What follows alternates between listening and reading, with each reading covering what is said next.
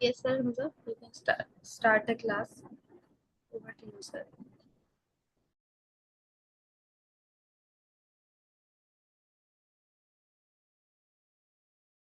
Thank you so much ma'am.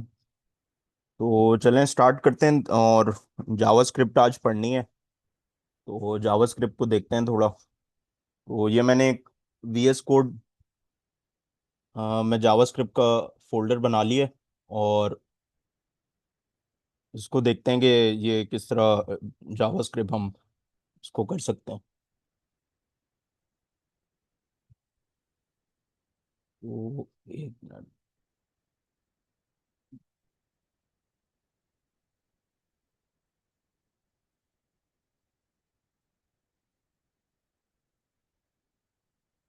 ये all right, I think अब सही स्क्रीन शेयर हो रही होगी।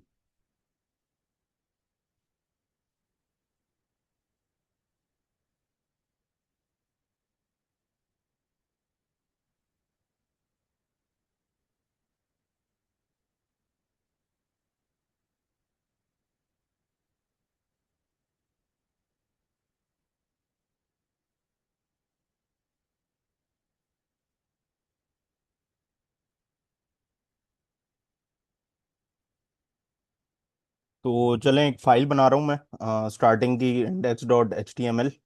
इसको नाम दे देते हैं, या कुछ भी नाम दे दें आप।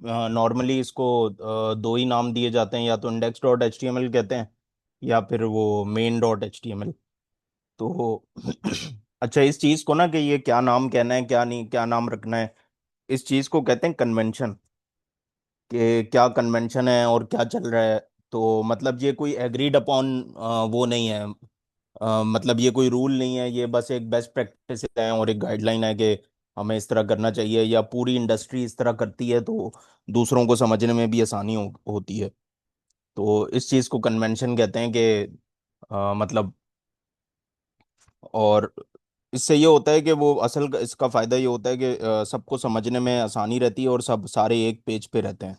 तो ये इंडस्ट्री की एग्रीड अपॉन बेस्ट प्रैक्टिसेस हैं कि मतलब अ, कौन सी चीज़ को हमने क्या नाम देना है। तो एक कोड स्निपेट हम लिख लेते हैं।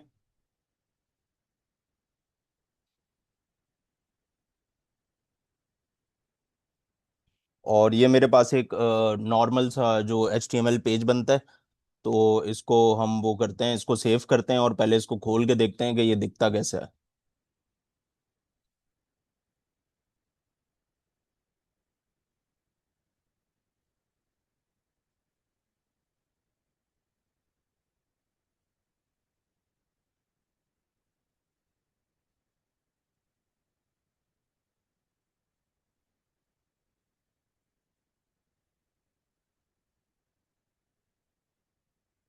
तो खैर, मैंने इसको जब सेव किया, ये index dot H T M L मेरे पास इस तरह की एक फाइल आ गई।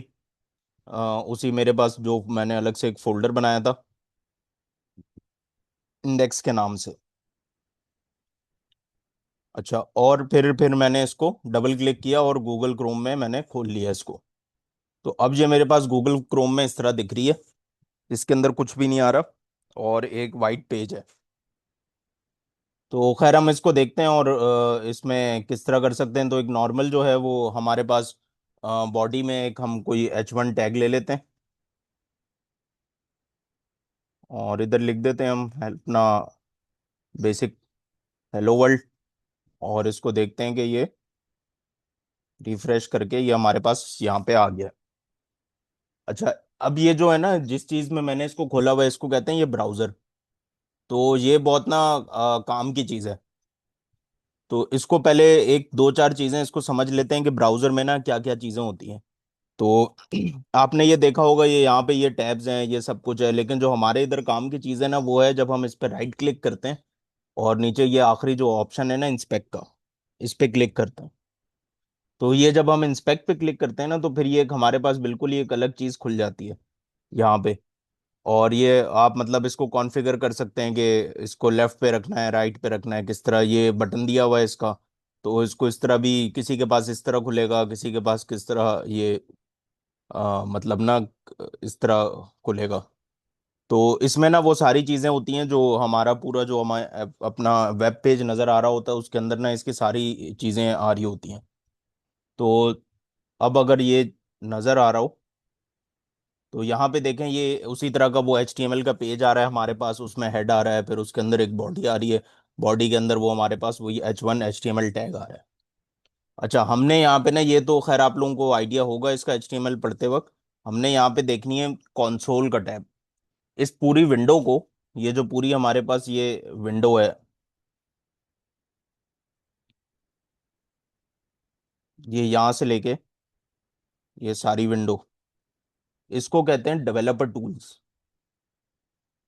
तो ये किस चीज के लिए यूज होते हैं, ये हमें इसके बहुत सारे फंक्शंस होते हैं, हम चेंज कर सकते हैं, इसको देख सकते हैं, इसको डीबग कर सकते हैं, अपनी फाइल्स को मसले ढूंढ सकते हैं, मसलों को हल कर सकते हैं। तो ये डेवलपर टूल्स इसलिए होते हैं। और दूसरी बात ये कि इसमें डेवलपर मतलब फीचर्स ऐड करने होते हैं, डेवलपमेंट करनी होती है, वेब डेवलपमेंट करनी होती है, तो ये बहुत उसके काम भी आता है और इससे मुख्तलिफ चीज़ें हम कर सकते हैं। तो सबसे पहले तो ये हमारे पास यहाँ पे ये HTML आ गई लिखी हुई, और उसके बाद ये नीचे यहाँ पे ये CSS भी आ रही है कुछ लिखी हुई। तो ये कुछ ब्राउजर जनरेटेड CSS होती है जो आपको दिख रही होती है। तो लेकिन अब वो ब्राउजर पीछे काफ़ी कुछ कर रहा होता है, लेकिन हमने जो अभी आज देखना है ना, वो देखना है यहाँ पे। ये जब आप एलिमेंट्स हैं, एलिमेंट्स के आगे ये इस तरह का कुछ, नॉर्मली ये नहीं होगा। नॉर्मली आपको क्लियरली दिखेगा कॉन्सोल।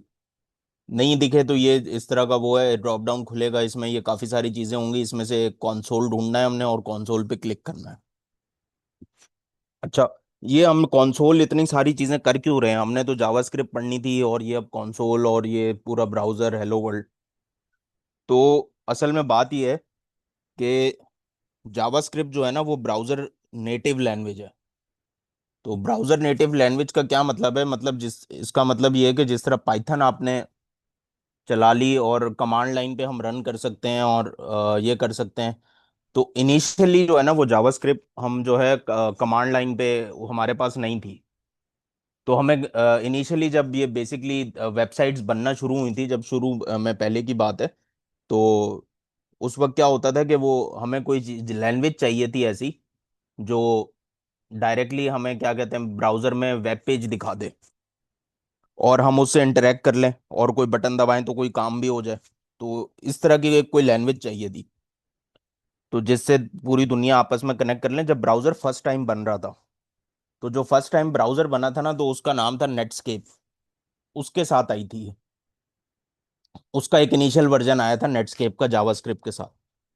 तो और फिर हमारे पास फिर खैर ब्राउजर्स बनते गए, और फिर जावास्क्रिप्ट इस तरह आती गई। तो ब्राउजर के लिए ये लैंग्वेज बनाई थी कि यूजर जो है वो उसके साथ इंटरेक्ट कर ले। तो किस तरह इंटरेक्ट करता है वो देखते हैं अभी। और वो हमारे पास एग्जांपल्स भी हैं कि यूजर अभी बिलफर्ज अगर हम इस तरह कोई वेब पेज खोलें, तो जिस तरह ये PDF एडिटर में खोल रहा हूँ, तो अब ये देखें, ये एक बटन है। अब ये जो इंटरेक्टिविटी है ना, ये हमें वो देती, ये बाकी सारी HTML CSS लिखी हुई है, यहाँ पे ये HTML लिखा हुआ है, ये सारा सब कुछ जितना टेक्स्ट है ये HTML में है। अब जहाँ पे कोई इंटरेक्टिविटी आएगी ना, वो आएगी जावास्क्रिप्ट की वजह से। तो हमें ये चाहिए था ब्राउजर के अंदर, इस वजह से ये जावास्क्रिप्ट बनी। और ये इनिशियली जो थी ये सिर्फ ब्राउजर पे ही चलती थी। अच्छा, ये जो ब्राउजर है ना, इसको कहते हैं क्लाइंट, क्लाइंट साइड। कि ये हमारे पास ये क्लाइंट है। सर्वर क्या होता है सर, इसके अपोजिट एक चीज होती है, वो होता है सर्वर। तो वो बेसिकली ये होता है कि जहाँ से हम अपना डाटा फेच कर रहे होते हैं, या आ रहा होता है, या कोई भी दूसरा कंप्यूटर होता है। तो लेकिन खैर ये मतलब वो कॉम्प्लेक्स चीज़ है अभी, तो हो सकता है अभी क्लियर ना हो। लेकिन जो इसमें याद करने वाली चीज़ है वो ये है, या समझने वाली जो चीज़ है वो ये है, कि जो ब्राउज़र है ना, उसको हम कहते हैं अपना क्लाइंट। तो अब खैर जावास्क्रिप्ट सर्वर पे भी चलती है, क्लाइंट पे भी चलती है, लेकिन इनिशियली ये क्लाइंट पे चलती थी और क्लाइंट के लिए बनी थी। तो इस वजह से हम इसको अभी क्लाइंट से पढ़ रहे हैं।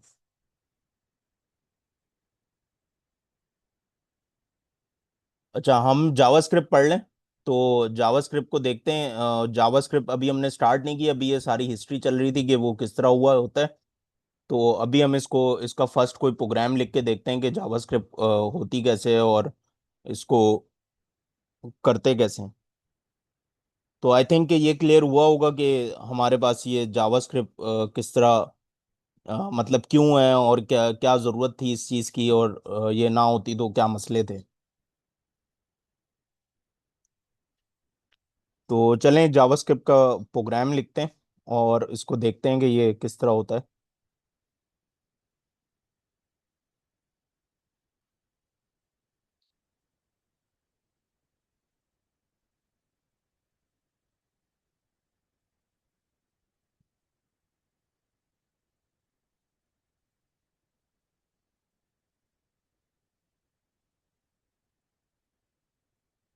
अच्छा जावास्क्रिप्ट को हमें अपने HTML के डॉक्यूमेंट्स में डालने के लिए ना क्या करना होता है, एक स्क्रिप्ट का टैग चाहिए होता है हमें। तो हम एक स्क्रिप्ट का टैग ओपन कर लेते हैं और उसको क्लोज भी कर लेते हैं।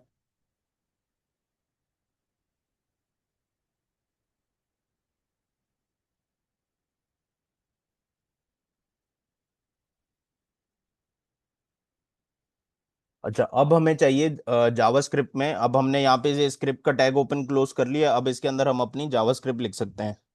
तो जावास्क्रिप्ट में सबसे पहले क्या लिखें? तो ये अब पूरी लैंग्वेज है, लैंग्वेज को पढ़ना पड़ेगा हमें। लेकिन हम देखते हैं कि ये इंटरेक्टिविटी किस तरह करती है, और जो मैं बात कर रहा हूँ कि वो इंटरेक्टिविटी लाती है। तो हम इधर एक ना ये फंक्शन कॉल कर देते हैं जिसको कहते हैं कि अलर्ट।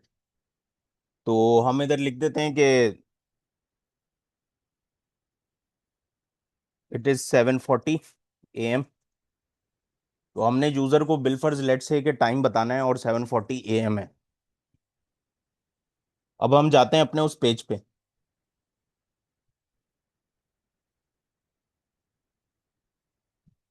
और यहाँ पे मैं ना रिफ्रेश करता हूँ। तो जब मैं रिफ्रेश कर रहा हूँ तो देख रहे हैं ये यहाँ पे ना ये अलर्ट आ रहा है कि इट इज 7:40 AM। इस चीज को कहते हैं अलर्ट मैसेज, कि ये एक अलर्ट मैसेज है। अच्छा, अब इसके इस तरह के ना बहुत सारी चीजें हो सकती हैं। अलर्ट मैसेज है, ये फलाना मैसेज है, ये है, और फंक्शंस हैं। ये इसके फंक्शंस की ना कोई भरमार है, अच्छी खासे हैं इसके फंक्शंस। तो हम असल में जो चीज हमने ये समझनी है ना, वो इसमें ये नहीं समझनी कि ये अलर्ट मैसेज इस तरह होता है या ये इस तरह होता है। हमने ये समझना है कि ये इसका मकसद क्या है और ये क्यों है। तो अलर्ट मैसेज है, एक काम को करने के और भी हो सकता है कोई तरीके हों। तो मैसेज हम किसी और तरीके से भी दिखा सकते हो। लेकिन असल में हमने ये चीज़ समझनी है कि ये अलर्ट मैसेज क्या कर रहा है, क्लाइंट्स पे हमें, ब्राउजर में हमें यूज़र के साथ इंटरेक्शन की अपॉर्चुनिटी दे रहा है। तो हम यूज़र के साथ इंटरेक्ट कर रहे हैं। तो ये इसकी ये है। अच्छा, फिर अब ये तो वो था इंटरेक्शन, एक तो ये काम हो गया जावास्क्रिप्ट का कि ये हमें देता है इंटरेक्शन। अच्छा, अब इसके साथ ना इस पे बहुत सारे ऐसे काम हो सकते हैं जो पाइथन में भी हो सकते हैं। अब जिस तरह मैं इधर क्या कहते हैं, यहाँ पे मैं एक स्टेटमेंट लिखता हूँ console.log, और इसमें मैं 5+4 कर देता हूँ। अच्छा, ये कंसोल क्या है? कंसोल मैंने आपको अभी खोल के दिखाया था क्या है, वो ब्राउजर के अंदर है। तो मैं इसको कह रहा हूँ जावास्क्रिप्ट को कि कंसोल के अंदर लॉक कर दो 5+4। तो अब हम जाएंगे इंस्पेक्ट पे, वापस जाएंगे कंसोल में, कंसोल ढूंढेंगे इधर, कंसोल किधर है। और यहाँ पे अब हमने चेक करना है कि 5+4 का हमें रिजल्ट मिल रहा है कि नहीं मिल रहा। तो यहाँ पे वो सबसे पहले ऊपर वो एक डायलॉग बॉक्स आया जिसमें टाइम आया था हमारे पास 8:70 AM, और फिर ये यहाँ पे 9 लिखा हुआ आ रहा है। अच्छा, ये ऐसा क्यों हो रहा है? उसकी वजह ये है, ये एक ना नॉर्मल वो है हमारे पास। अ, मतलब ये आपको यूजुअली ऐसे ही मिलेगा कि जब भी कोई कोड रन होता है ना, तो वो ऊपर से नीचे रन होता है, और वो मतलब लाइन बाय लाइन रन होता है, इसको ये कहते हैं। तो सबसे पहले जो है ना हमारे पास ये फर्स्ट लाइन चली, कौन सी? ये अलर्ट वाली, ये वाली लाइन चली। उसके बाद कंप्यूटर ने हमारी ये वाली लाइन चलाई console.log। तो पहले ये चली, फिर ये चली। इसके नीचे मैं कुछ और लिख दूं। लेट्स से कि मैं लिख देता हूं कि console.log और 10+,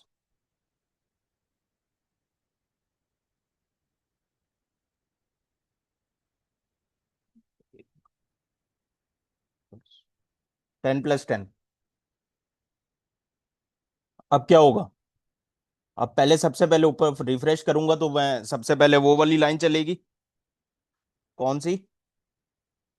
अलर्ट वाली, जिसमें टाइम आएगा। उसके बाद आएगा कंसोल डॉट, फिर कंसोल में हम जाएंगे देखेंगे क्या हुआ है। तो पहले फिर ये वाली, फिर उसके बाद ये वाली लाइन चलेगी, 5 + 4 लाइन 9 होगा हमारे पास, फिर ये वाली होगी, एग्जीक्यूट होगी लाइन 10 + 10 20। अच्छा, तो इसको करके देखते हैं। अभी तो वही पिछला रिजल्ट आ रहा है हमारे पास, तो इसको रिफ्रेश करते हैं।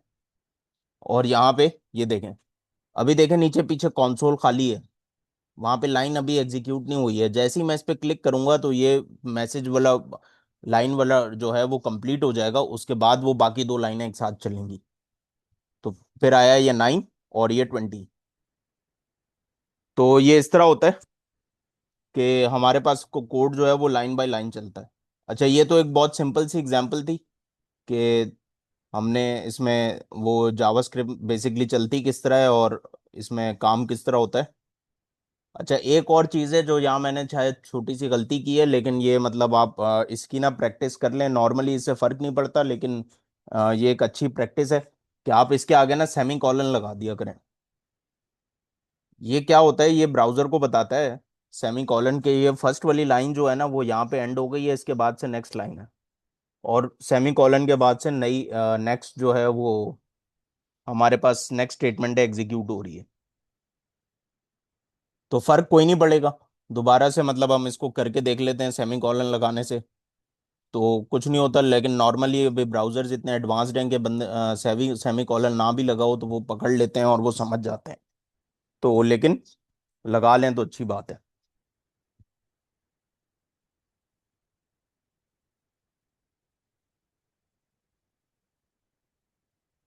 अच्छा चलें, स्क्रिप्ट चलते हैं। ये स्क्रिप्ट क्या चीज़ है, स्क्रिप्ट को देखते हैं। स्क्रिप्ट जो है ना वो टैग है। यहाँ पे देखें, हम यहाँ पे क्या बता रहे हैं, बॉडी का एक बॉडी का टैग है। सबसे पहले है HTML का टैग। ऊपर से चलते हैं। HTML का टैग है। HTML के अंदर ना दो टैग्स होते हैं, एक होता है हेड का टैग, एक होता है बॉडी का टैग। अब हेड के अंदर खुद जो है ना 4 5 टैग्स हो सकते हैं, टाइटल का डॉक्यूमेंट हो सकता है, कुछ और इसका टैग हो सकता है। तो बॉडी के अंदर ना, बॉडी के अंदर भी काफी टैग्स हो सकते हैं, लेकिन बॉडी के आखिर में जब हम सारी बॉडी लिख लें, बिलफर्ज यहाँ पे हम कोई H2 भी लिख लें, उसके बाद हम नीचे कोई H3 लिख लें,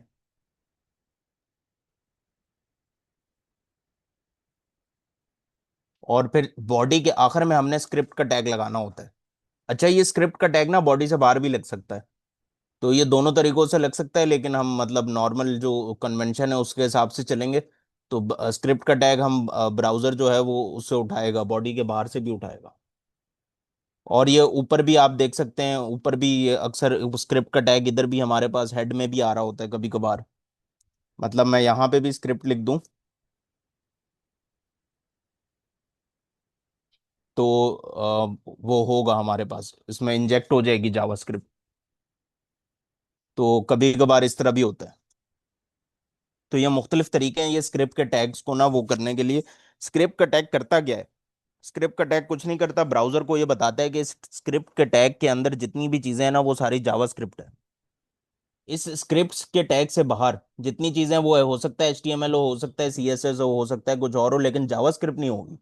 जावास्क्रिप्ट लिखने के लिए आपको जो है ना वो स्क्रिप्ट का टैग चाहिए। तो यहाँ पे हम एक और हेलो वर्ल्ड लिखते हैं और इसको 1 कर देते हैं, और फिर नीचे H3 में हम एक और हेलो वर्ल्ड लिखते हैं। अच्छा, किसी ने HTML पढ़ी है तो बताएं इनमें क्या फर्क होगा, सिवाय इसके कि ये 1 2 लिखा हुआ हो, इसके अलावा कोई फर्क हो है तो बताएं।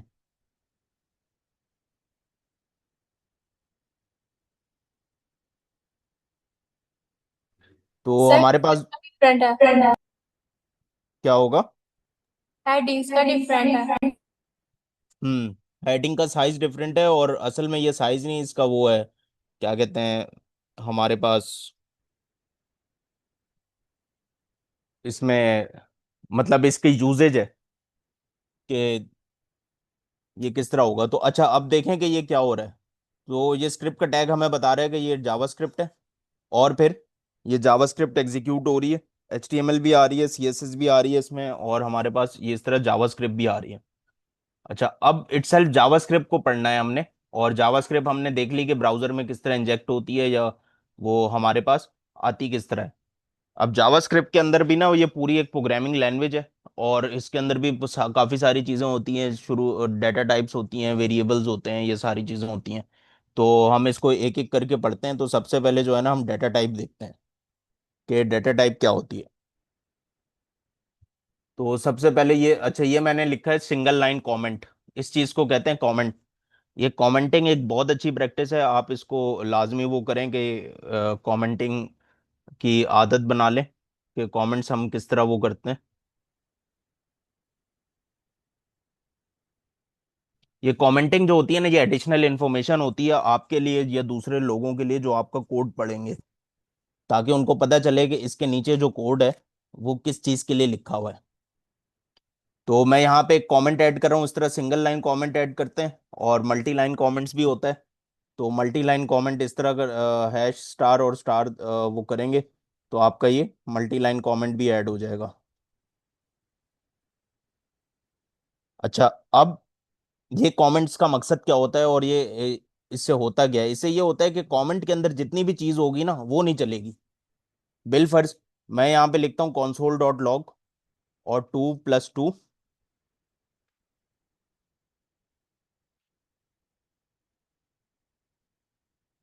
अच्छा, उसके बाद मैं कमेंट ऐड कर देता हूँ, और यहाँ पे मैं लिख देता हूँ वैसे ही अपना नाम लिख देता हूँ।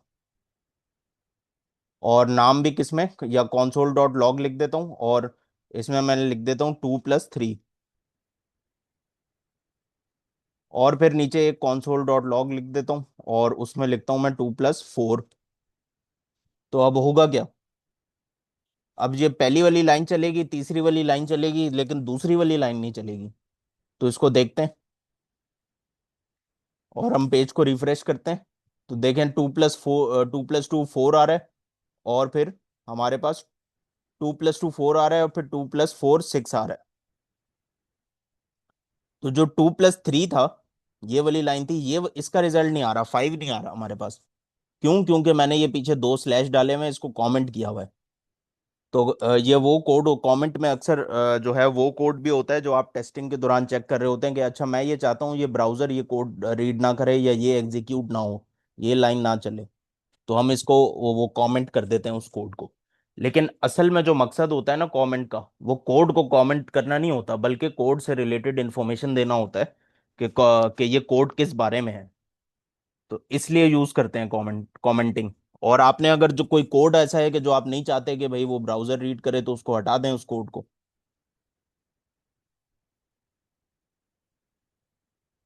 अब अगर मैं ये कमेंट हटा रहा हूँ, और अब मैं ये रीड करूँ, अब मैं इसको रिफ्रेश करूँ, तो अब मेरे पास देखें 4 5 6 सारा आएगा।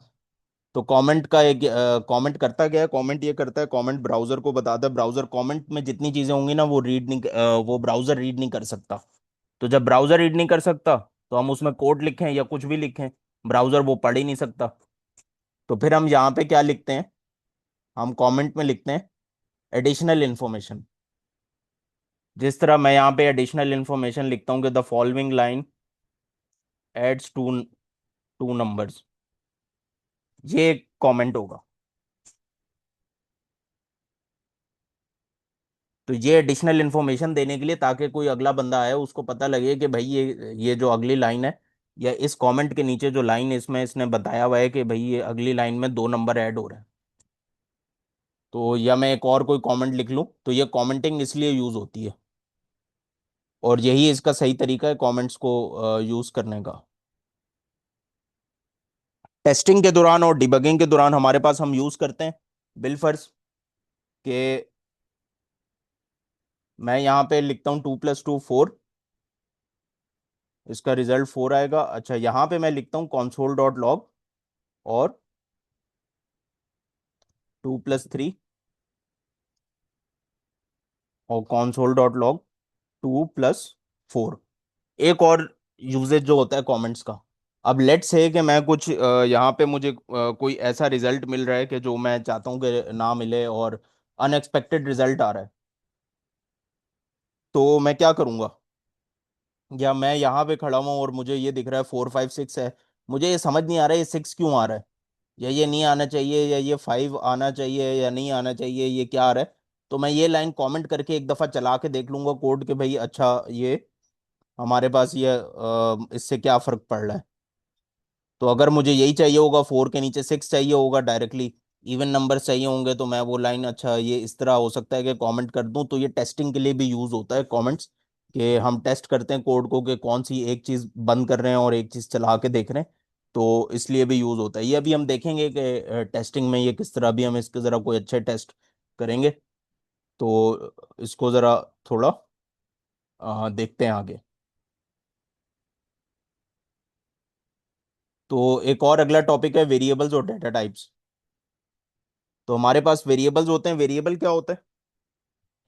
वेरिएबल एक एक होता है बस जिसमें हम कोई डाटा स्टोर कर लें।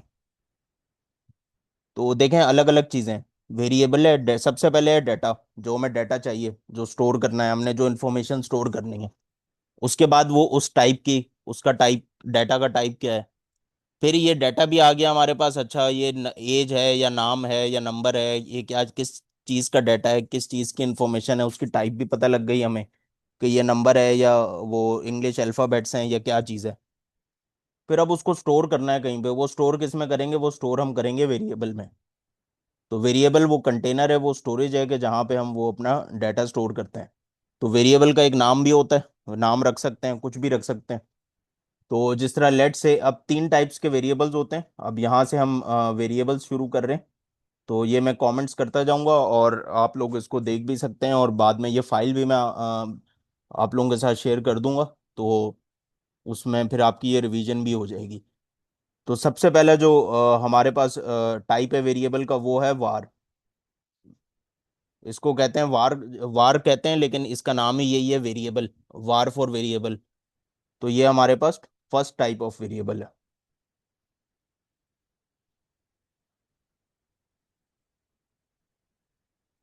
वार। उसके नीचे फिर क्या है हमारे पास? सेकंड टाइप ऑफ वेरिएबल, वो क्या है? वो है लेट। फिर एक है हमारे पास थर्ड टाइप,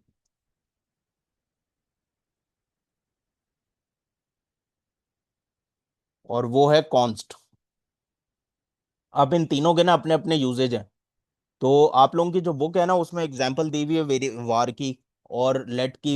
लेट की तो नहीं दी हुई, लेकिन वार लेट हो सकता है दी हुई हो। लेकिन नॉर्मली अब आजकल जो होता है ना, जावास्क्रिप्ट इवॉल्व हो गई है, उसमें अब वार यूज नहीं होता। लेकिन आपको ये पता होना चाहिए कि मतलब वार किस लिए होता था पहले और उसके क्या मसले थे जिसकी वजह से आजकल ये यूज नहीं होता। लेकिन हम इसको दोनों तरीकों से करके देखेंगे, वार के साथ भी देखेंगे और वार के बगैर भी देखेंगे, और फिर लेट को भी देखेंगे, कॉन्स्ट को भी देखेंगे। तो सबसे पहले चलते हैं वार के ऊपर। तो मैं यहाँ पे एक वेरिएबल डिक्लेयर कर रहा हूँ वार के नाम वार के नाम से नहीं, और मैं अब एक वेरिएबल डिक्लेयर कर लेता हूँ। अच्छा, लेट्स से कि मैंने कोई नाम स्टोर करना है। मैंने अपना नाम स्टोर करना है, यहाँ पे मैं एक नाम लिख रहा हूँ। तो ये बड़ा सारा मैंने अपना नाम लिख दिया है। अब मैंने इसको स्टोर करना है।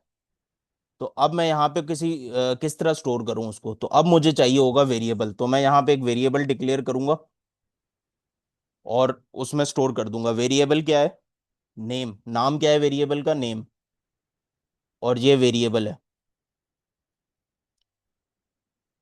अच्छा, अब ये जो चीज़ है ना कि मैंने ये इन्वर्टेड कॉमास में लिखी है, ये इसकी डाटा टाइप भी है। वो डाटा टाइप्स पे आते हैं हम कि वो डाटा कितने तरीकों का हो सकता है और क्या होता है। लेकिन बिल फर अभी फिलहाल ये समझें कि ये हमने डेटा वेरिएबल किस लिए यूज़ होता है, कि हमारे पास कोई डाटा या इंफॉर्मेशन स्टोर करने के लिए यूज़ होता है।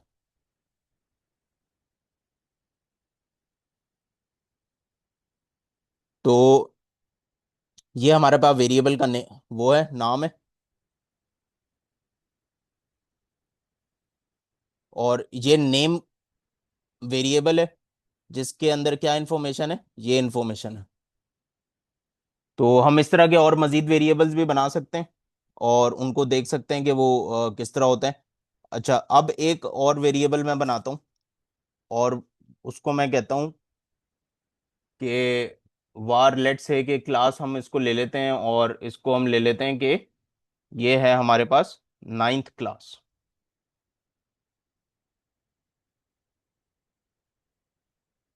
अच्छा, यहाँ पे क्या मसला आ रहा है, ये क्यों हमें इसको वो कर रहा है, हाईलाइट कर रहा है?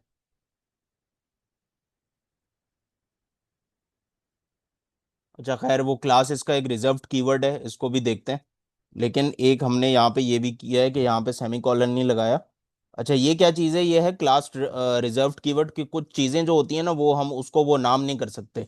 मतलब बिल फर्ज मैं अपने वेरिएबल को वेरिएबल नहीं कह सकता, कि मैं बताऊं बनाऊं एक वेरिएबल और उसको मैं कह दूं वार।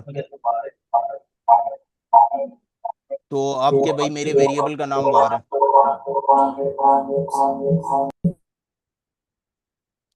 तो ये जो वार है ये क्या चीज़ थी? ये था रिजर्व्ड कीवर्ड।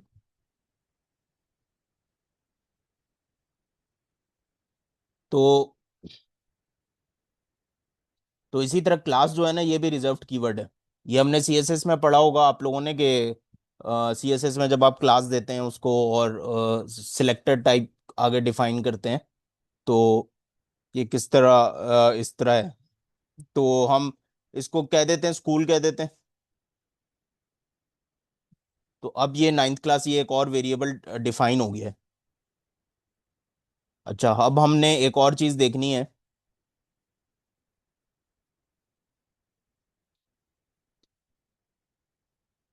कि इन दो वेरिएबल्स को ना कंबाइन भी कर सकते हैं हम। तो और वो हम इसको, मैं ये चाहता हूँ कि ये अमीर हमजा और मेरा नाम और स्कूल, ये दोनों वेरिएबल का जो रिजल्ट है ना, ये एक साथ कंबाइन होके आ जाए। तो मैं यहाँ पे एक अलर्ट करता हूँ और यहाँ पे मैं लिखता हूँ कि ये नेम, और यहाँ पे मैं प्लस का साइन डाल के स्कूल लिख रहा हूँ। तो देखते हैं क्या होता है।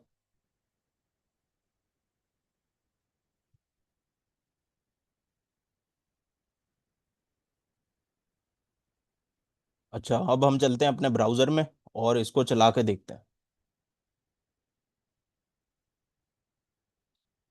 तो ये देखें ये किस तरह आ रहा है यहाँ पे, अगर आप लोगों को दिख रहा हो ये।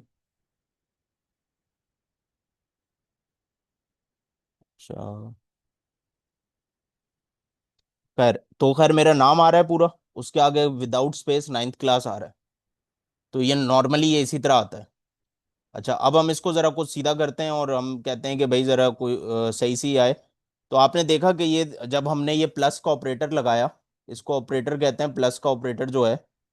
और इस पूरे ऑपरेशन को, कि हम दो चीज़ों को कंबाइन कर दें और दो डाटा टाइप को, इस स्पेसिफिक डाटा टाइप को कंबाइन कर दें, इसको कहते हैं कॉन्कैटिनेशन। कॉन्कैटिनेशन के हमने दो वेरिएबल्स को कॉन्कैटिनेट करवा दिया, उनके डाटा को कॉन्कैटिनेट करवा दिया, आपस में उनको मिला दिया हमने। तो अब इसके अंदर ना कोई स्पेस है ना कुछ है, और हम ये इधर जितनी मर्जी स्पेस दे दें, मैं यहाँ पे जितनी मर्जी स्पेस दे दूं, लेकिन मेरे पास रिजल्ट में स्पेस नहीं आएगी। अब इसको भले से हम चला के देख लें दोबारा, वहां रिजल्ट में कोई स्पेस नहीं आएगी हमारे पास। तो ये देखें कि यहाँ पे कोई स्पेस नहीं है।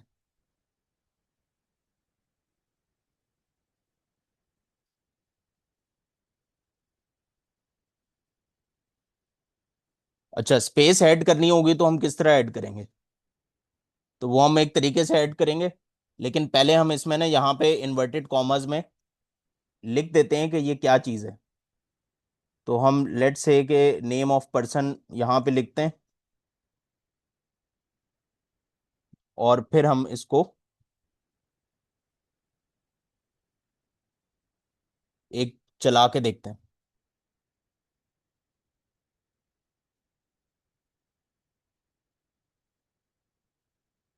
कहाँ गया है हमारे पास ब्राउजर?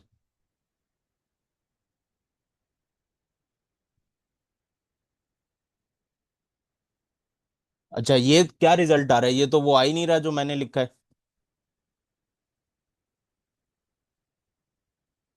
तो क्या मसला है?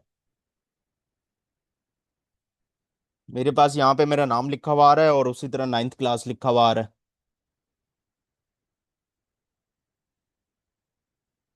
और कोड क्या है मेरे पास? ये कोड है।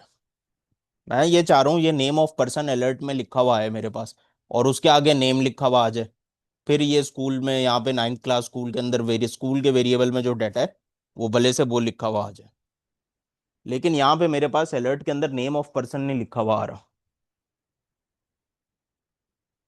अच्छा, एक तो इसकी ना देखें दो वजह है। एक तो सबसे पहले कि मैंने ये फाइल ही सेव नहीं की। ये फाइल, ये एरर है। ये जो रेड ये आ रहा है ना, ये एरर है। तो कभी कभार ऐसा भी होगा आपके साथ कि आपको दो तरीके के ना एरर्स होते हैं हमारे पास। एक होता है सिमेंटिक एरर और एक होता है हमारे पास जो सेंटेक्स एरर। ये जो है ना, ये जो रेड हाईलाइट हुआ हुआ है, इसको कहते हैं सेंटेक्स एरर। ये मैंने जावास्क्रिप्ट के ना कोड में जावास्क्रिप्ट ही गलत लिखी है बेसिकली। तो कुछ भी लिखने के लिए और उसको आपस में मिलाने के लिए ना हमें कॉनकैटिनेट करवाना पड़ेगा।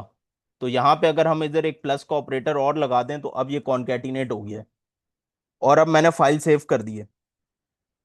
लेकिन लेट्स से कि मैंने फाइल सेव नहीं की थी, यहाँ पे अगर आप देखें ये ऊपर अभी सेव नहीं है मेरे पास। तो अभी भी मुझे पीछे ब्राउजर में मैं जाके चलाऊं ना, अब देखें मेरे पास एरर कोई भी नहीं है। मैंने जावास्क्रिप्ट सही है, जावास्क्रिप्ट का सिंटेक्स सही है, सब कुछ सही है। मैं अब भी ब्राउजर में जाके चलाऊं तो मेरे पास रिजल्ट कौन सा आएगा? पिछला वाला। अच्छा, ये पहले इसने सेव खैर मैंने कर दी थी। तो ये है, इसको थोड़ा चेंज करते हैं।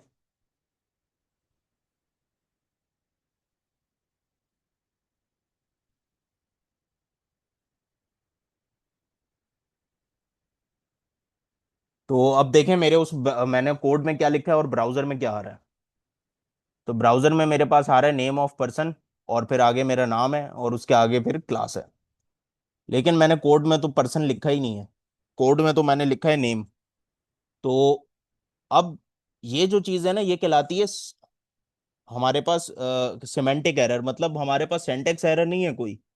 हमने जावास्क्रिप्ट बिल्कुल ठीक लिखी है अपनी, कोई मसला नहीं है उसमें, लेकिन हो वो काम नहीं रहा जो हम चाहते हैं। तो अगर वो काम ना हो जो आप चाहते हैं तो इसका मतलब है कि आपने कहीं लॉजिक में या कोई गलती की है, जिसको कहते हैं सिमेंटिक एरर। उसके सिमेंटिक्स में मसला है, उसकी लैंग्वेज की सिमेंटिक्स में मसला है। तो वो लैंग्वेज की सिमेंटिक्स वो करें। इसमें जो मसला है इस वक्त, अभी जो मसला है हमारे साथ वो ये है कि हमने इसको सेव ही नहीं किया था फाइल को।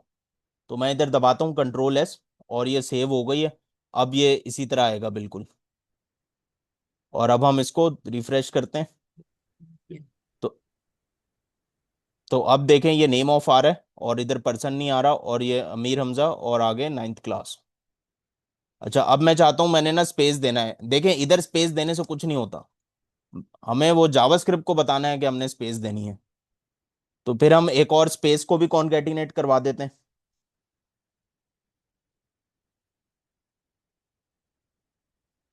अब क्या होगा, नेम ऑफ है, नेम ऑफ के बाद ये थोड़ी सी स्पेस है, इस स्पेस के बाद ये नेम हमारे पास वो होगा। अच्छा, ये जो स्पेस है बीच में, इसकी कोई वैल्यू नहीं है। ये जो बीच में ये यहाँ पे जो स्पेस दी है हमने, स्पेस हमें अगर लगानी है तो हमने अलग से फिर एक अलग से ये स्पेस ऐड की है बीच में। मैंने इन्वर्टेड कॉमास ओपन किए और स्पेस बार दबाया तो ये स्पेस ऐड हो गई है। उसके बाद मैंने ये स्कूल यहाँ पे कर दिया। अब चल के देखते हैं कि अब किस तरह का आ रहा है रिजल्ट मेरे पास। तो अब देखें आपको जरा सही आ रहा है। और तो स्पेस तो मैंने ऐड कर दी है। तो खैर इसी स्पेस में मैं लिख देता हूँ कि क्लास कौन सी है ये।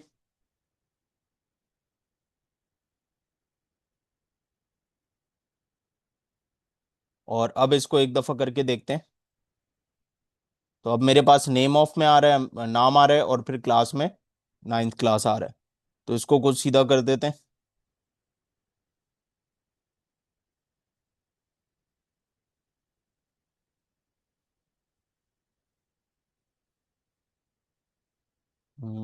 हाँ, तो नेम ऑफ पर्सन, और फिर हमारे पास ये अमीर हमजा खितरान, और फिर 9th क्लास। अच्छा, अब चलते हैं। अब मैं जो हूँ ना, यही काम मैं चाह रहा हूँ कि मैं, अब ये तो मैंने अलर्ट करा दिया ना, वो मैसेज हमारे पास मैसेज आ गया। मैं चाह रहा हूँ मैंने ये अलर्ट नहीं कराना। तो मैं इस लाइन को खैर कमेंट कर देता हूँ कि ये वाला काम ना हो। मैं इसको लिख देता हूँ console.log में कि मुझे लॉग में दिखा दो, कंसोल में दिखा दो। तो यहाँ भी मैं यही करता हूँ। मैं यहाँ पे क्या करता हूँ, सबसे पहले लेता हूँ नेम, और इसके आगे फिर, तो कंसोल के अंदर जो है ना, वो हम दूसरा तरीका भी यूज कर सकते हैं कि यहाँ पे मैं नेम का वेरिएबल अपना लिख दूं डायरेक्टली। अच्छा, फिर प्लस, और मैं यहाँ पे अब लिखता हूँ क्लास, और फिर यहाँ पे मैं अपना क्लास का स्कूल का वेरिएबल जो है वो लिख दूं और उसका डाटा आ जाए। और बीच में मैं चाहता हूँ एक स्पेस भी आ जाए मेरे पास, तो मैंने एक स्पेस को भी कॉन्कैटिनेट करवा दिया। अब देखते हैं कि क्या होता है। अच्छा, अब पहले तो मुझे ये बताएं कि ये रिजल्ट मेरे पास आएगा किधर।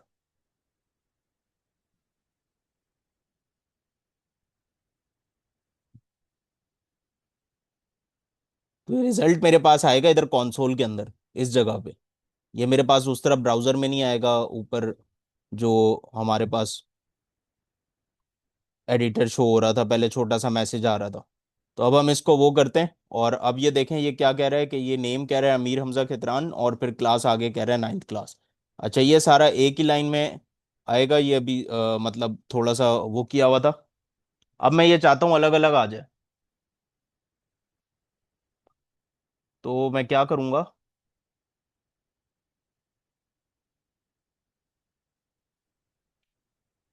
अलग लाइन में लाने के बहुत सारे तरीके हैं, लेकिन हम एक तरीका आज देखेंगे कि हम इसको उठाते हैं और इस लाइन को कमेंट करते हैं कि ये वाली लाइन ना हो। अच्छा, आपने ये देखा कि ये जो मैंने ये वाली लाइन कमेंट की हुई थी, ये ब्राउजर ने नहीं चलाई।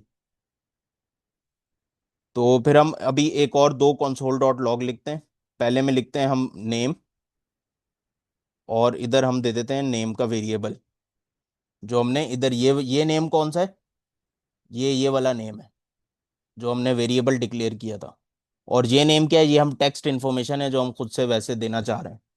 और अब हम एक और कंसोल डॉट लॉग लिखते हैं, और इधर लिखते हैं क्लास। और हमारे पास यहाँ पे ये स्कूल का वेरिएबल मैंने लिख लिया।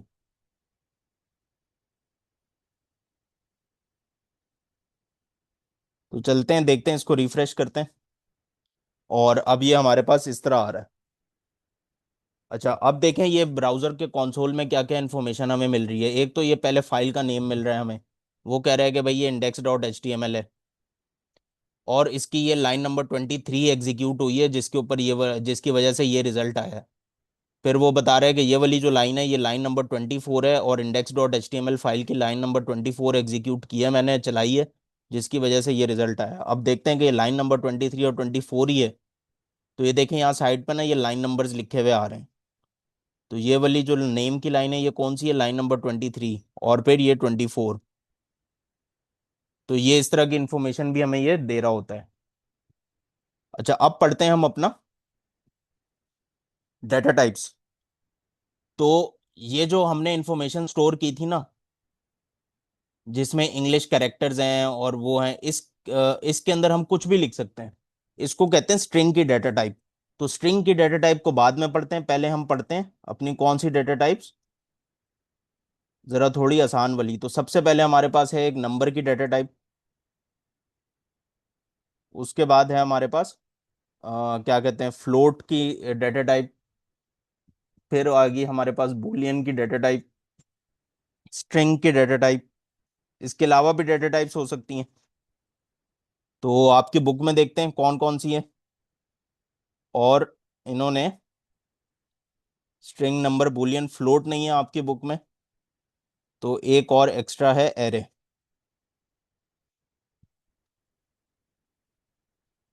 तो इसकी ना कोई मतलब भरमार है, अच्छी खासी लिस्ट है पूरी डाटा टाइप्स की कि कितनी होती है। तो ये यूजेज के हिसाब से हम यूज करते हैं कि हमें किस डाटा टाइप की जरूरत है। तो आपकी बुक में जो है वो ये नंबर की डाटा टाइप अवेलेबल है।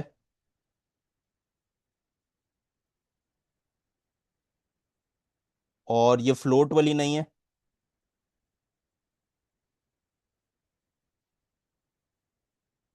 बूलियन की हमारे पास बुक में है,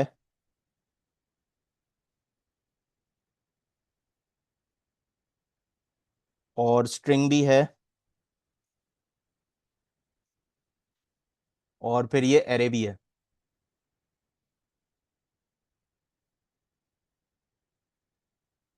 तो आई थिंक कि जो अगर आपका जब बुक से पेपर आएगा तो फिर वो ये जो बुक में नहीं है इनके बारे में नहीं पूछा जाएगा। और जो हैं उनके बारे में पूछा जाएगा। लेकिन आपको पता होना चाहिए कि ये जो डाटा टाइप्स है ना, ये सिर्फ उतनी नहीं होती कि मतलब एक फिक्स लिमिट नहीं होती, लेकिन ये और भी बहुत सारी होती हैं। एरे के अलावा भी होती हैं, ऑब्जेक्ट्स होते हैं हमारे पास, और भी काफ़ी कुछ होता है। तो अगर आपको इसका शौक हो पढ़ने का या देखने का कि हमारे पास टोटल कितनी डाटा टाइप्स होती हैं, तो ये एक बहुत अच्छी वेबसाइट है। इस पे जाएं, W3 स्कूल। और यहाँ पे या डायरेक्टली गूगल पे सर्च कर लें W3 स्कूल जावा स्क्रिप्ट। तो यहाँ पे ये हमारे पास आ जाएगा जावा स्क्रिप्ट ट्यूटोरियल। इस पे क्लिक करेंगे तो यहाँ पे ये देखें, ये आपको पूरी जावा स्क्रिप्ट ना यहाँ पे ये सिखा देगा। ये पूरी प्रोग्रामिंग लैंग्वेज यहाँ पे सिखा देगा जावा स्क्रिप्ट की। तो यहाँ पे हमारे पास क्या है कि फिर स्ट्रिंग्स हैं, नंबर्स हैं, फंक्शंस हैं, ऑब्जेक्ट्स हैं, स्कोप्स हैं, डेट्स, और ये पूरी खैर एरे। तो हर चीज़ है, स्टेट्स, सेट्स हैं, मैप्स हैं, ये काफ़ी सारी इसमें जो है ना डाटा टाइप्स हैं। तो ये हमारे पास एक डाटा टाइप्स का टॉपिक है। इसमें देखते हैं। तो ये इतनी सारी डाटा टाइप की हमारे पास ऑब्जेक्ट्स होते हैं, वो होती है, और फिर इनकी फर्दर क्लासिफिकेशन भी होती है। कोई न्यूमेरिक होती है, और सॉरी कोई प्रिमिटिव होती है, और एक नॉन प्रिमिटिव होती है। तो ये इतनी सारी हमारे पास ये डाटा टाइप्स होती हैं। अच्छा, ये किस लिए होती हैं? ये हमने इतनी फालतू की डिस्कशन भी कर ली कि भाई ये डाटा टाइप्स हैं नहीं है, क्या है ये किस लिए हैं? ये इसलिए हैं कि हमारे पास मुख्तलिफ किस्म का डाटा होता है। कहीं पे सिर्फ इंफॉर्मेशन होगी, कहीं पे कुछ ट्रू फॉल्स होगा, कहीं पे कुछ और होगा, कहीं पे उसलिए होगा। तो हर इंफॉर्मेशन के हिसाब से हमारे पास अलग डाटा टाइप होती है। डेट की डाटा टाइप, डेट स्टोर करने के लिए हमारे पास एक डेट की पूरी अलग से डाटा टाइप है। तो इस तरह की डाटा टाइप्स हैं। अब हमने बुक के हिसाब से चलेंगे तो बुक में क्या क्या दिया हुआ है? ये नंबर की डाटा टाइप दी हुई है हमारे पास, बुक में है। स्ट्रिंग की डाटा टाइप बुक में है। बूलियन है हमारे पास बुक में। एरे है, और भी एक थी। तो स्ट्रिंग, एरे, बूलियन और नंबर, बस यही है। तो हम आज इनको देखेंगे, और इनको जल्दी से देखते हैं। कोई फर्क नहीं है इसमें इतना ज़्यादा। तो ये फ्लोट वाली को हम हटा देते हैं अभी। और इसके बारे में किसी को वो हो तो पढ़ लें। तो डाटा टाइप जो है ना, वो हमारे पास बस नंबर स्टोर कर मतलब वो टाइप ऑफ डाटा स्टोर करता है। तो अब मैं जो हूं ना, वार की मदद से अपना वेरिएबल नहीं बना रहा, अब मैं बना रहा हूँ लेट की उससे। तो अब मैं इधर एक लिखता हूँ ईमेल,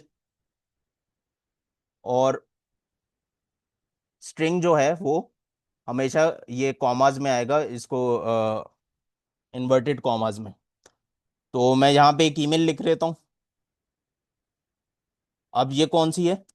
ये जो ईमेल है ना, ईमेल का जो वेरिएबल है, email variable has string data type. अच्छा, ये मैंने लेट से बनाया तो इसकी ये इस वजह से नहीं है। ये मैं वार से भी बनाता तो भी यही था, इससे कोई वो नहीं, फर्क नहीं पड़ता। ये बस वो कुछ अच्छी प्रैक्टिस है, कुछ नहीं है, कुछ उसकी यूजेजेस हैं कि वो क्यों यूज करते हैं और क्यों हम यूज नहीं करते।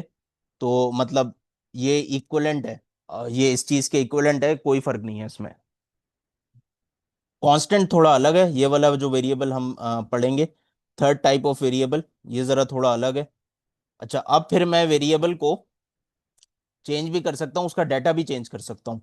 तो मैं यहाँ पे वार से हम पढ़ लें तो वार से ही आगे ले लेते हैं। अब मैं नीचे जब दोबारा मैंने कहा, अब मैं ईमेल, वार ईमेल नहीं लिखूंगा। अब मैं कहता हूँ कि बिलफर्ज ईमेल जो थी वो मैंने ऊपर गलत लिख दी थी, तो अब मैं सही वाली ईमेल लिख देता हूँ। और फिर मैं नीचे console डॉट लॉग करा देता हूँ, और यहाँ पे अपना एक ईमेल लिखता हूँ, और ईमेल का वेरिएबल। अच्छा, अब मुझे बताएं कि मेरे पास कंसोल पे रिजल्ट क्या आएगा।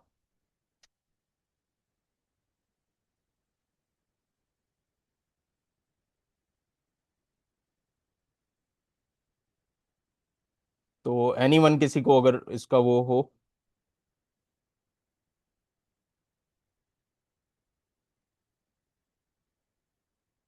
कि मुझे अब कंसोल पे दिखेगा क्या।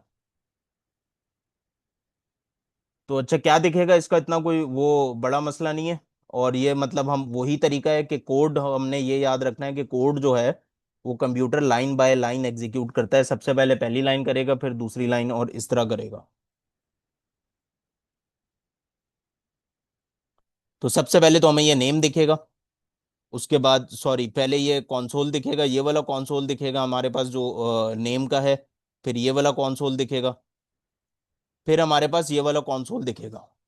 अच्छा तो हमारे पास तीन लाइनों पे रिजल्ट आएगा, लेकिन तीसरे वाली लाइन में मेरे पास कौन सी ईमेल प्रिंट होगी, ABC या DEF?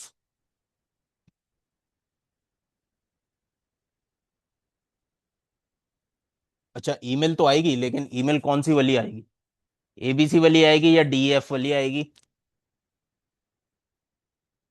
या मैं ईमेल इधर चेंज भी कर देता हूँ एक और, इसको मैं कह देता हूँ GHI@gmail.com।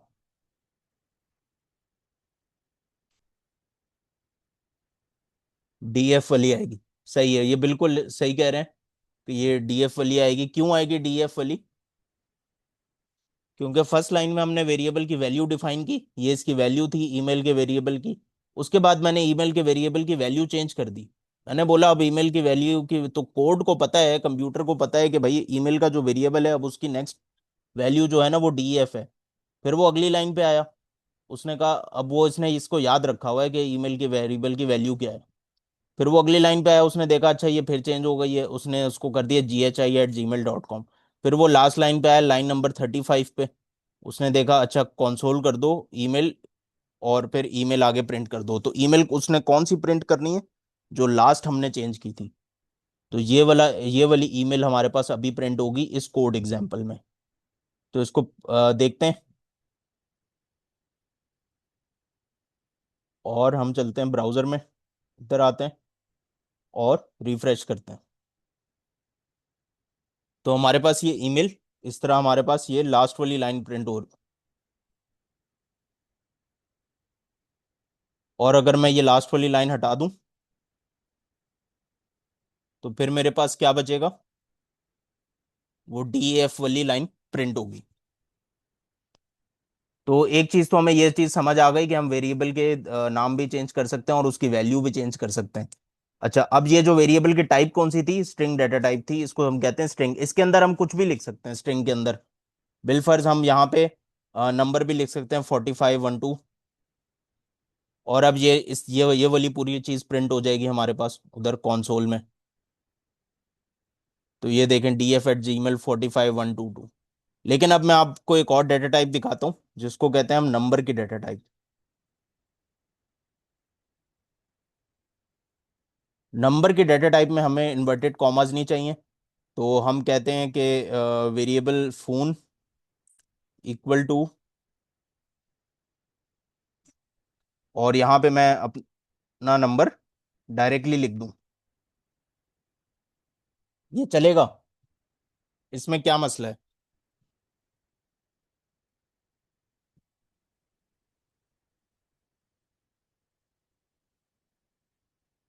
एनीवन?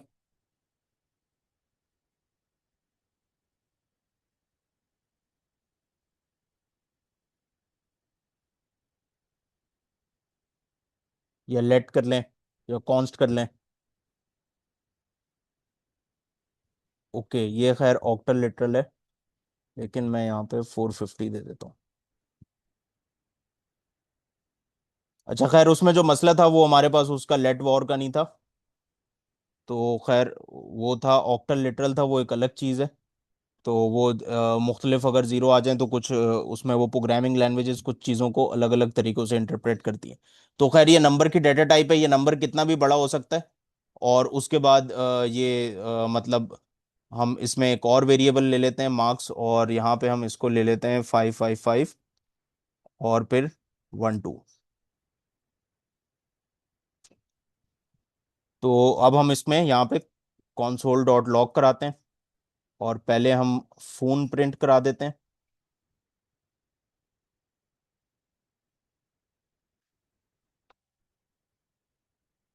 और फिर हम इधर console डॉट लॉग करा के हम कहते हैं कि ये स्टूडेंट्स के मार्क्स हैं। और मार्क्स का वेरिएबल। तो अब हम चलते हैं और इधर देखते हैं कि यहाँ पे क्या है। तो ये देखें कि ये फिर इसमें यहाँ पे खैर ये पूरा आ रहा है। अच्छा, ये जो है ना, ये जावास्क्रिप्ट का कुछ वो है, सिंटेक्स है कि वो उसने यहाँ पे इसको वो कर ई की पावर में लेता है वो उसको। तो इसके लिए नॉर्मली जो है ना, एक अलग डेटा टाइप यूज होती है जो हमने उधर देखी थी, जिसका नाम था बिगिंट। तो हम यहाँ पे इसको 1 की बजाय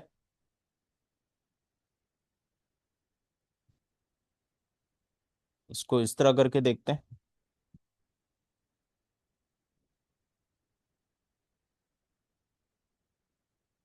सही है, ये डेटा टाइप हमारे पास जो है ना नंबर की, तो ये इतना बड़ा नंबर ले नहीं रही, इसके लिए होती है बिग इंटीजर। तो हम खैर कहते हैं कि 5555 जो है ये एक नंबर है। अच्छा, ये इसको कैसे पता लगा ब्राउजर को कि ये नंबर है? तो ये जावास्क्रिप्ट की ब्राउजर की, जो ब्राउजर के अंदर हमारे पास जावास्क्रिप्ट को वो कर रहा है, चला रहा है, उसके अंदर ये खुद से ये कैपेबिलिटी है कि वो ये देखे कि ये नंबर है या स्ट्रिंग है। अब जहां हम कोई स्ट्रिंग डालेंगे ना, बिलफर्ज मैं यहाँ पे इसके अंदर एच भी लिख दूं, तो अब देखें एरर आ गया मेरे पास। एन आइडेंटिफायर, एरर पढ़ें कि क्या कहता है। एन आइडेंटिफायर और keyword can not immediately follow a numeric literal. तो यहाँ पे ये पहले से ही रेड वो हमें कर रहा है, ये एरर आएगा। अब इस एरर के साथ चला के देखते हैं कि क्या होता है। तो यहाँ पे ये सीधा देखें एरर आ गया, अनकॉट सेंटेक्स एरर ये कह रहा है। सेंटेक्स एरर क्या है? जहाँ हमने लैंग्वेज को लिखने में कोई गलती की है। दूसरा क्या बताया था? सिमेंटिक एरर, जहाँ हमने लैंग्वेज को लिखने में गलती नहीं की, बल्कि हमारी लॉजिक में कोई मसला है और वो काम हो नहीं रहा जो हम चाहते हैं। तो ये तो हमने लैंग्वेज के लिखने में गलती कर दी। तो ये हम हटा देते हैं, अपना एरर सही करते हैं। तो ये हमारे पास दूसरी डेटा टाइप हो गई नंबर की। तीसरी डेटा टाइप पढ़ते हैं, एरे की।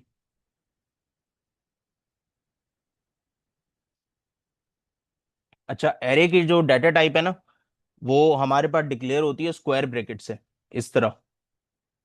तो हम पहले अपना एरिया एरे का जो है वो वेरिएबल डिफाइन करते हैं कि वार, और मैं ये कहता हूँ ये जो एरे है ना, मैं ले रहा हूँ मार्क्स का। यहाँ पे स्टूडेंट्स के मार्क्स हैं। अब मैंने कहता हूँ 10 स्टूडेंट्स के मार्क्स हैं, और ये 10 में से मार्क्स हैं। तो पहले स्टूडेंट के 8 मार्क्स आए, उसके बाद 7 आए, उसके बाद 9 आए, उसके बाद 3 मार्क्स आए किसी स्टूडेंट्स के, उसके बाद 6 आए। तो अब मैंने मल्टीपल वैल्यूज डिफाइन कर दी। यहाँ पे देखें ये क्या हो रहा था, हर नंबर के लिए मुझे एक वैल्यू चाहिए थी, हर नंबर के लिए मुझे अलग वेरिएबल बनाना पड़ रहा था। अब यहाँ पे मैंने एक ही वेरिएबल बनाया है, और उसके अंदर मैंने इतनी सारी वैल्यूज दे दी। और मैं यहाँ पे कर देता हूँ कॉन्सोल डॉट लॉग, और इसको भी मैं कह देता हूँ कि ये स्टूडेंट के मार्क्स हैं।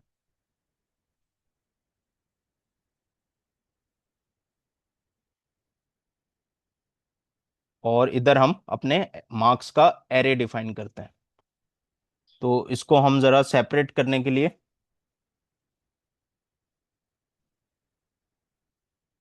वैसे तो वो अलग अलग ही प्रिंट करेगा क्योंकि code line by line execute होता है। जब ये वाला मार्क्स प्रिंट होगा यहाँ पे, तो यहाँ ये वाले मार्क्स आएंगे हमारे पास 5 5 वाले।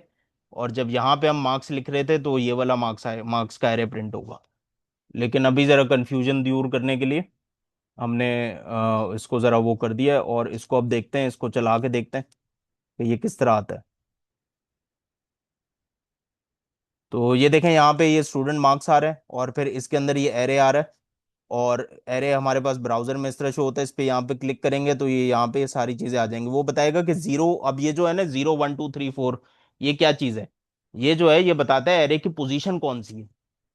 कि जीरोथ वैल्यू जो है वो हमारे पास उस पे 8 है, और फिर फर्स्ट वैल्यू पे हमारे पास 7 है। तो एरे में जो पोजीशन स्टार्ट होती है ना, वो 0 से स्टार्ट होती है। मतलब हम इसको ये नहीं कहेंगे कि जो 8 जो हमारे पास लिखा हुआ है वो पहले नंबर पे लिखा हुआ है, या वो पहली वैल्यू जो 8 है, नहीं। तो हमारे पास एरे में पोजीशंस हमेशा कहाँ से स्टार्ट होती हैं? 0 से स्टार्ट होती हैं। तो ये 8 जो है ना, ये पहली वैल्यू नहीं है, ये जीरोथ वैल्यू है। और 7 जो है इसी तरह, ये दूसरी वैल्यू नहीं है, ये पहली वैल्यू है। तो इसको हम पोजीशन, एरे में जो पोजीशनिंग है हमारे पास वो 0 से स्टार्ट होती है, वो 1 से स्टार्ट नहीं होती। और इस पोजीशनिंग को क्या कहते हैं कि ये 0 1 जो ये पोजीशन है इसको कहते हैं इंडेक्स, ये एरे का इंडेक्स है।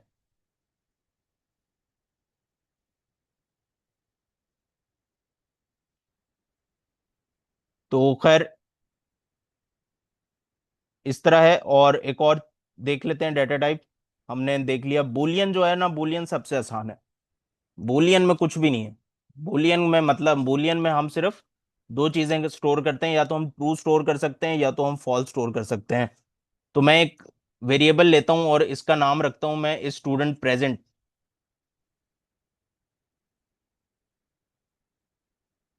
और यहां पे मैं इसकी डेटा टाइप रख देता हूं ट्रू। और मैं यहाँ पे एक और वेरिएबल लेता हूँ स्टूडेंट एब्सेंट, और इसको रख देता हूं मैं फॉल्स। तो इस वाले वेरिएबल की टाइप जो है ना वो क्या है, student present variable data type is Boolean.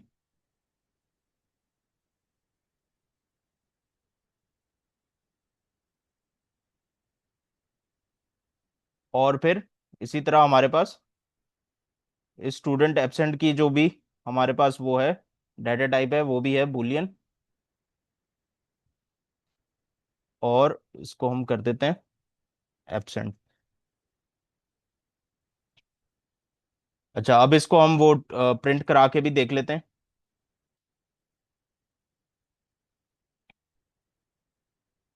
पहले प्रेजेंट वाले को और फिर एब्सेंट वाले को।